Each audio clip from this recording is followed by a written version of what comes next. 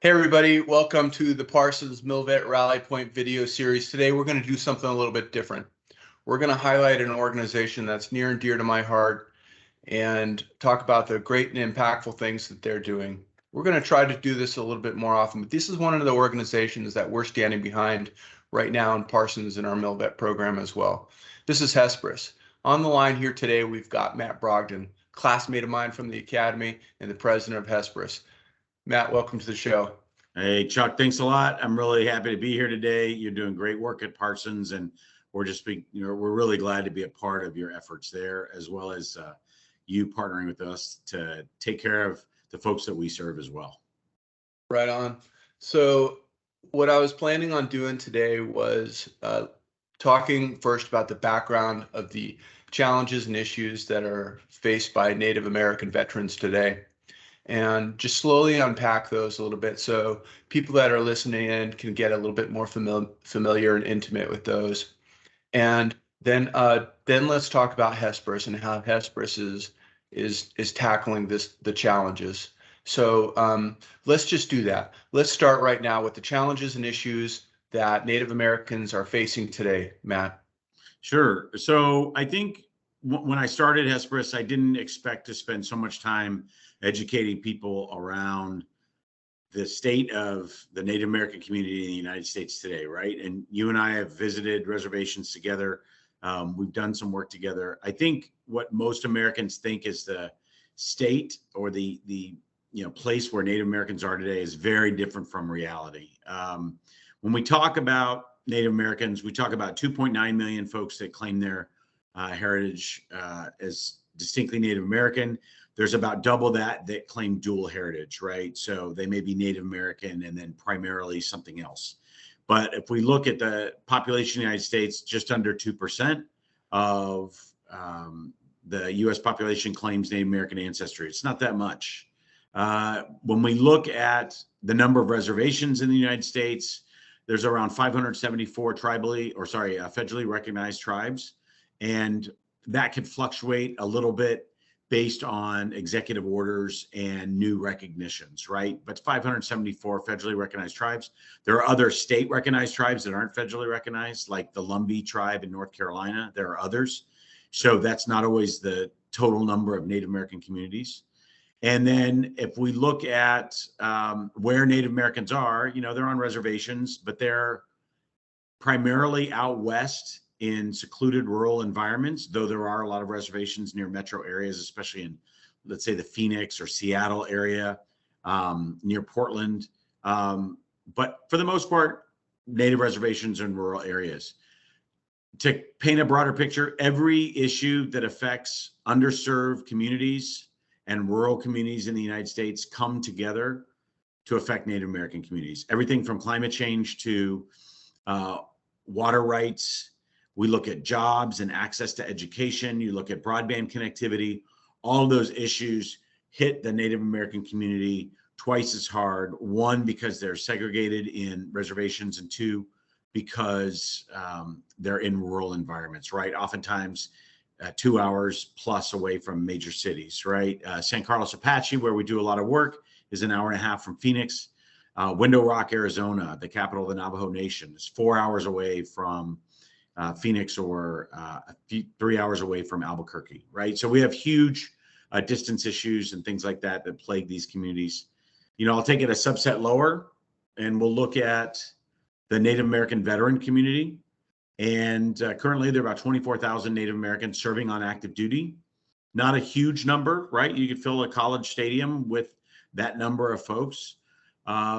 We look at about 170,000 Native American veterans from all wars, from World War II to the present day, that are currently in the United States, all over the United States as well.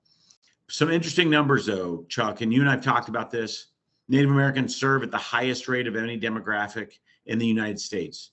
Native Americans serve at 18 to 19% per capita.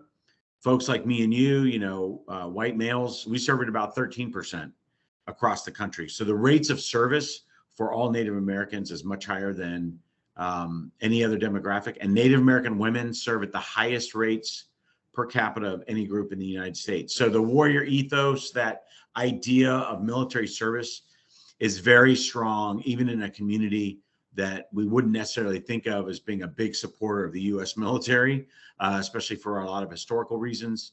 But they serve and they continue to serve at extremely high rates. That's amazing. Actually, I didn't know that statistic, and that's pretty powerful. And it speaks back to the whole warrior ethos, the exact reason that we love, folks coming into the military, just to be wired in that way. And I'm definitely going to take that one away. So as we roll it back and we think about those numbers, and you've already talked about the lack of critical infrastructure and the digital divide that is going on in rural America, and especially on the reservations.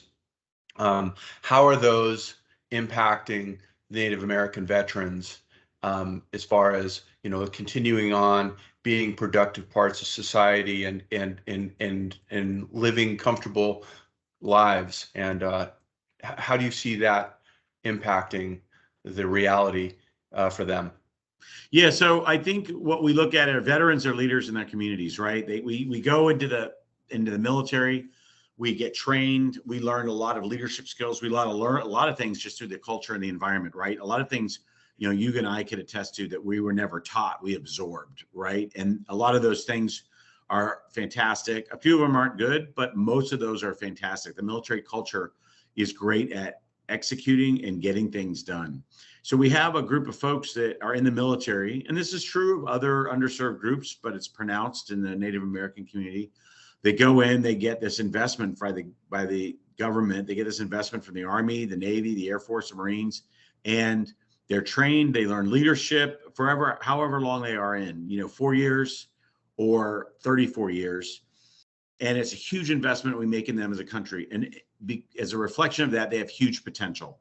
And many of us get to go back and we get to serve as leaders in our community, in our companies, in nonprofits, in politics, in neighborhood community organizations, you name it. But for folks that go back to underserved areas, and especially Native Americans who go back to reservations or rural areas, those job opportunities aren't there. And a lot of the positions that are available to them, whether it's on tribal council or in tribal businesses, those are decided by seniority and, quite honestly, through politics. There's a lot of, the fewer the opportunities, the more dear they become. And you have to be connected when you come back in order to receive those jobs. Well, if the choice isn't an opportunity on the tribe or on the reservation, then they have to look for an opportunity in their local community or further away. And one of the challenges that Native Americans face when they get out of the service, they're vets and they go back home, is they want to be with their families, right? Just like all of us do. They want to be part of their tribal ceremonies, their cultural days. They want to take part in whatever their community is doing. But because of a lack of economic opportunity, they have a choice to make. They can live on the reservation or near it with very few ideal job opportunities, and certainly not a lot of opportunity for advancement, or they can live away from their communities and work in large cities or larger communities further away from the reservation and be away from their family, right? Most of us on the outside don't have to make those choices, right? We can live where we want to live, and we have the opportunities that we want to take advantage of that and continue to progress in our careers and take advantage of those things that come our way. That's not true in tribal life necessarily. There are a few reservations in urban areas, but for the most part, they're in isolated areas. And so a lot of folks go home, and all that potential, men and women, all that potential, all that training, all that leadership, they can't use it, right? They're in an environment where they don't necessarily have the opportunity to exercise all that. And for me, that is a tragedy. And that goes for anyone, right? That's not just Native Americans, but that goes for anyone who has that potential and the training, and they're not able to exercise that. And so that to me was the biggest non sequitur out there. That just did not make sense to me, especially in this age of digital communication and digital training. It doesn't make sense for me when we have a labor shortage that we have plenty of people that would be great employees and great workers, especially in tech, that just weren't able to take advantage of it. Yeah, it seems like that's an incredible framing of the challenges, Matt. And you having the massive big heart that you do and passion for this. You started Pathfinder back in the day, consulting along these lines and supporting people like myself who were starting up veteran affairs type programs and tackling veteran affairs and recruiting challenges too. And then it just looked like you found a incredible intersection between this problem, your passion, your strengths areas, and your background with Microsoft and other organizations that you've worked with. Like, how did you form Hesperus, and what is the mission today? Yeah, so I think I started on the demand side, right? Like, so I saw a lot of organizations out there. I've had a 23-year career since I got out of the Army and supporting veterans find jobs, right? I'm an employment workforce development person, whether it was working as a recruiter for a national recruiting agency or starting my own company, and then ultimately going into corporate America to try to create programs on the inside. I always wanted to work on the demand side. I wanted to help companies create opportunities because there just weren't enough jobs and there weren't enough people trained to hire veterans out there. There's always this, there's always a supply side. There's always a group of candidates, a group of veterans getting out of the service, lots of transitioning military that always need jobs. But I felt that there was a disconnect in corporate America about how to hire them, how to engage them, how to retain them, right? I've worked in tech for the last 9 years, and I think the opportunity that tech provides people to get a great professional job and make a professional salary, right? Like, so we're talking 67, 80. I had people graduate from our program that make 125 a year with no previous IT experience. They might have great customer service skills. They might have a fantastic analytical skill set, but without previous formal training. And a few things came together at once, Chuck, that sort of made sense. Number one was I felt that we were reaching a lot of transitioning military and veterans at our program at Microsoft, but we weren't talking to a lot of rural vets. We weren't talking to a lot of underserved folks who had already gone home. The second was, my partner's Native American, and he had talked about the opportunities for veterans that came home after service on the reservation. And in communities that have very little, you can't single out one group to specialize and support when everyone needs help. And he had seen a lot of the work that we had done in suburban and urban America for veterans and was like, wow, what I wouldn't give for just 10% of this on the reservation, right? Just some sort of effort to support vets in the job market and to make sure that the VA engages and ensure that there are educational opportunities and all those sorts of things. Well, all of that came together, and I just decided that it's got to be fair, right? We've got to have equity for people no matter where they are in the United States. And Native Americans historically have been left out of so many conversations around economic opportunity, education, and connectivity that, quite honestly, Chuck, I probably saw a big sandwich and wanted to eat the whole thing at once, but I was like, it doesn't make sense for me that we have all these technology tools and this group still has yet to benefit from them. And then add the third factor, which was COVID. In March 2020, we all kind of got locked down. It's the silver lining around the cloud of COVID for me personally was I had the time to focus on building a nonprofit and kind of put this idea I had together into concrete practice. And that was provide education and employment opportunities for Native Americans, especially veterans, through technology, right? Broadband connectivity. Right. And that's, COVID's been the true opportunity. It's taught us all we can work from anywhere. We can do the work that we have to do, even if we're not necessarily in an office.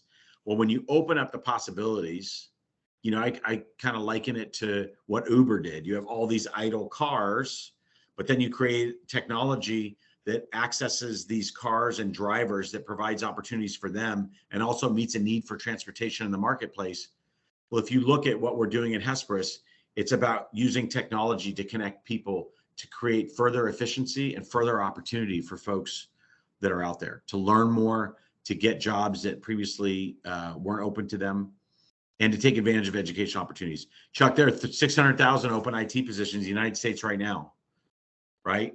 I think we can stand to say we can stretch a little bit by connecting these previously unconnected communities to these job opportunities and make sure that a lot of these Native veterans have an opportunity to join the most innovative industry in the world, and that's the tech industry.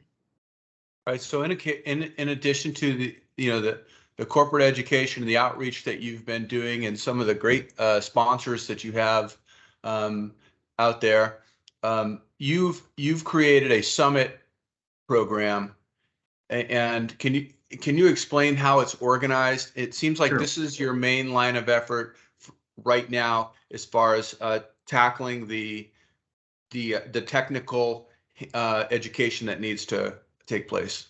Sure. Summit program is a IT training program for Native American veterans, transitioning military and veterans. It's really simple. Think about a boot camp, but it's completely virtual and it's only for Native vets. What we do is we focus on engaging veterans through tribes. We talk to them about the opportunity, depending on the learning path, depends on the length, but right now we're looking at about 14 to 18 weeks, depending on what subject folks are studying.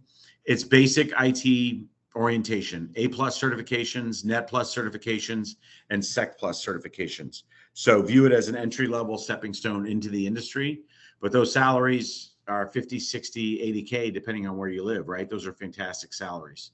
And it's also professional work. It's not, folks that are out there working construction or working on cable laying. Those are good jobs. But what I have are a lot of vets that say, I've done that kind of work. My body is breaking down. I'm out in the sun all day. I have a family to take care of. I want to switch careers, or I want to upskill into a new career. So the Summit program is that roughly 4-month program. We focus on 3 tiers of support, right? One is the academic training itself, which is the most important, right? 80% of our program is academics. We work with a partner company out of Phoenix, headed by a former Marine. I'm not endorsing him, but I know exactly. But, we wanted someone that understood the military audience and background. They're in Phoenix, so they work with a lot of underserved folks, including Native Americans. And they have a very strong track record of training folks, including for the United States Armed Forces, in IT skilling opportunities. About 15% of the program is around what I would consider professional development, resumes, interviewing, LinkedIn profiles, things like that. And then we also have what we used to call soft skills. And I'm not sure what we call them now, to be honest, but it's more around things like emotional intelligence, communication, collaboration, all those skills that people need to understand when they go in the workforce that our employers are looking for us, right? It's not enough for me to be technically competent. I need to be able to be on a team, work well with others, and communicate effectively, right? That's what corporate America is looking like. We add that into the program, in addition to the professional development, in addition to all the IT academics. Probably the best thing we do, though, Chuck, is, and this is really the standout reason why I think we're going to make a huge difference. Ours is an employment program. It's not, we don't care as much about who graduates. Our goal is for everybody to graduate. We don't care so much about certifications. Our goal is for everybody to get certified. Our goal at the end of the day is to get people employed, right? Because employment, jobs, and the salaries and benefits that come with those transform individuals, they transform families, and then they in turn transform communities and tribes. We're building to create a professional class of folks that can work either in person or remotely from the Native American community, utilize the potential of these veterans that have come out, they've served their country, they've come out, now they're looking for another opportunity. And because of technology, they're able to do this work wherever they need to be or wherever they can be.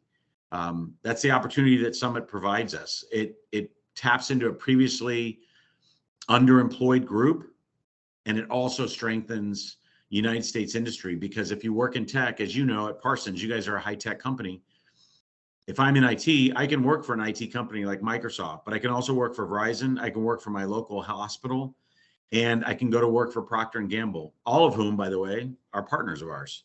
And so we created a job and employment program through training that's going to allow the widest possible employment for this group wherever they are, to match their needs, in addition to meeting the needs of corporate America to hire great talent. I love it. I love it. I love it. I love how it's focused, and it's just completely mission orientated, and hats off to you. As you Thank look you. forward, if you look to next year, what's the vision for Hesperus? You going to continue to do what you're doing now and do more of it? Are you increasing your lines of effort? What's ahead for Hesperus? Yeah. So what we found really quickly, Chuck, was that there aren't any organizations doing what we're doing. No one's engaging Native American veterans, and no one is coming at the Native American community from a technology perspective. There are a lot of advocacy organizations out there, many of them headed or Native American led or Native American served. Full disclosure, I'm not Native American. I come to this being more of a former vet. I make a lot of my connections as a veteran, which you and I take a lot of pride in. And it's a lot of, you and I have made a lot of friends over the years with people that we didn't know, but we share a common experience with, that turn out to be very good friends. Through that bond, we can serve people. I found that being a veteran gives me the opportunity to approach and engage people that wouldn't have talked to me necessarily. And it also gives me the opportunity to go into communities that I wouldn't have gone into before and say, hey, I want to talk to somebody from your veterans organization. That opens the door for these other conversations. I set the table with all that information because it dictates a lot of the opportunity that's out there, right? Between tech and veterans, there's a lot of opportunity. We've been approached by General Motors, and we've started a pilot where we're training non-veterans in IT skills. We have a partnership with the Choctaw Nation in Oklahoma and General Motors to do that. So ultimately, we'll have a non-veteran IT training program that will engage multiple tribes. And we're going to partner with the Department of Labor to create a national apprenticeship program in IT for Native Americans, regardless of location. This will cover both vets and non-vets, and will be paid for through government grants as well as our own private donors. Secondly, we started our first youth digital literacy program in San Carlos this year. And folks will go, veterans, why are you talking with youth? Why are you talking with middle schoolers?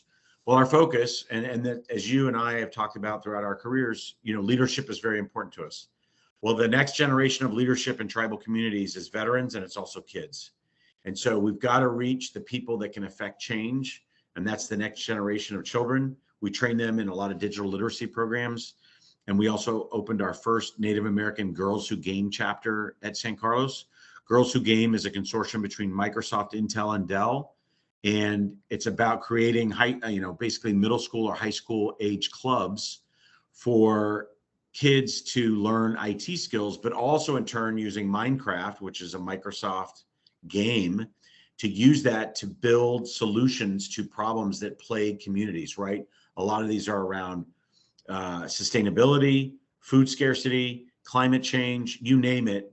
Those issues that constantly crop up on the evening news, for a lot of these communities, they actually threaten them in existence, right? Take a rural tribe in Arizona and just look at the water situation out there, and you know that they face that every day.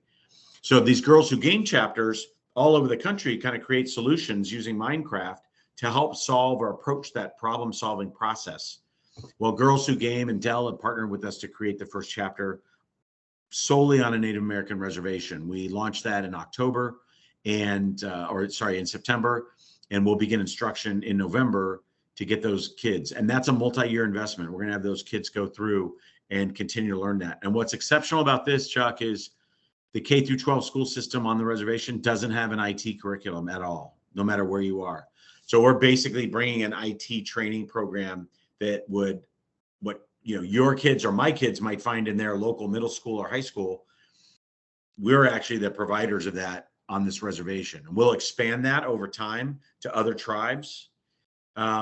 We have other partners that are approaching us saying, hey, we'd love to do that, but maybe in another part of the country. And then the last thing we're doing is creating an entrepreneurship track for Native veterans as well. In April 17th through 21st in Albuquerque next year, we're partnering with the University of New Mexico and Institute of Veterans and Military Families with the University of Syracuse to create the first Native American veteran entrepreneurial boot camp ever. This has never been done before. IVMF has done a lot of boot camps for female veterans, African-American veterans, but they've never done one solely for Native American vets. And we're doing a week-long boot camp to create job opportunities in entrepreneurship for folks, right? So Native Americans, vets who want to start their own business, who have a small business, want to expand it, or are struggling with their small business and just need a little bit of a push, we're going to give them that push. And we're going to make that an annual program as well. We're really excited about that because it affects a different community than we normally talk to. We're very focused on tech. Yeah. But there are a lot of organizations that will come to the table because they're interested in entrepreneurship. Rumor is the small business administrator is interested in attending that program, which would be great. It'd be great for her to see what we're doing. But we're real excited about that partnership too. From a community standpoint, we talk about our programs and where we're going. For us, it's important to engage nationally with Native Americans. So we're going to continue our national push at engagement. That includes Alaska, right? We really have to show up for our Alaska Natives because they're so isolated, because the opportunities up there can be limited. We want to make a strong push and engage them. We'll see lines of effort in Montana and Oklahoma this year, as well as the American Southwest. We're also going to begin engagement with Native Hawaiians, right, as another group that's traditionally been shut out of the technology and economic revolution that's occurred in the United States in the last 40 to 50 years. Native Hawaiians as indigenous people also have the same challenges, and we can create the same opportunities for them too, right? We just need to be a little more diligent and work harder. We've already begun those discussions. And then lastly, we're going to continue to be strong advocates for the rights of Native American veterans and Alaska Native veterans.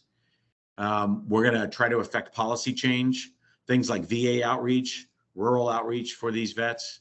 We're working with the Department of Labor to create stronger VSO outreach for veterans through DOL and DC, and also try to inaugurate a couple programs and bolster the Department of Interior's efforts to support IHS and BIA, Bureau of Indian Affairs. There's so much work to be done. There's plenty to do. We want to stay focused on a technology and employment track so that we can affect change in our lane.